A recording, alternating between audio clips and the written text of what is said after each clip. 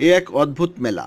সদ্য যৌবনপ্রাপ্ত মেয়ে থেকে শুরু করে বিভিন্ন বয়সের মহিলারা এই মেলায় অংশ নেন স্রেফ জীবনসঙ্গীকে খুঁজে বের করতে।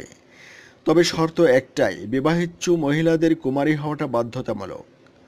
আসলে বুলগেরিয়ার রাস্তা জাগোরা নামে এই অঞ্চলের রোমা জনগোষ্ঠীর মহিলারা এভাবেই বিবাহ বন্ধনে আবদ্ধ হন। রোমা জনজাতি মূলত তামার বিভিন্ন জিনিসপত্র তৈরি করে থাকে, এটাই এদের রুজি রুটি। বুলগেরিয়াতে এদেরকে অনেকে কালাইদোজি বলেও ডাকে।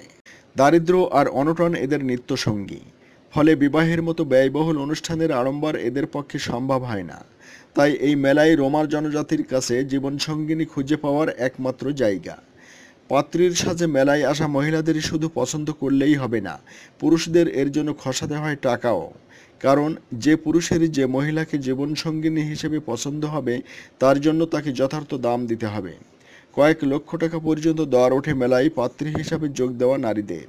কোন পাত্রী কেমন দর পাবেন তা নির্ভর করে তার সৌন্দর্য থেকে শুরু করে সাজ পোশাক আচার ব্যবহারের উপরে। মেলার নিয়ম অনুসারে মেয়েরা যেখানে সেখানে দাঁড়িয়ে থাকতে পারেন অথবা মেলার জন্য প্রস্তুত মঞ্চেও নিজেদের পাত্রী হিসেবে তুলে ধরতে পারেন। মঞ্চে ওঠা মেয়েদের জন্য নিলামের মতো দরও হাঁকাহাঁকি হয়। আবার পুরুষরাও মঞ্চে থাকা নারীদের সঙ্গে সেখানে নাচ গানেও অংশ নিতে পারেন। এরপরই পছন্দের নারীর জন্য দর হাঁকতে পারেন তিনি।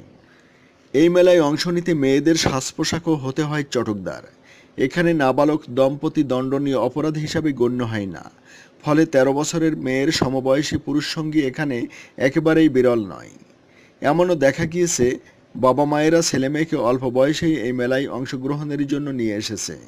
কারণ বাবা মায়েদের ধারণা, বেশি দেরি করলে হয়তো ছেলেমেয়েকে সারা জীবন চিরকুমার বা চিরকুমারী হয়েই কাটাতে হবে। বছরে ৪ বার এই মেলা বসে।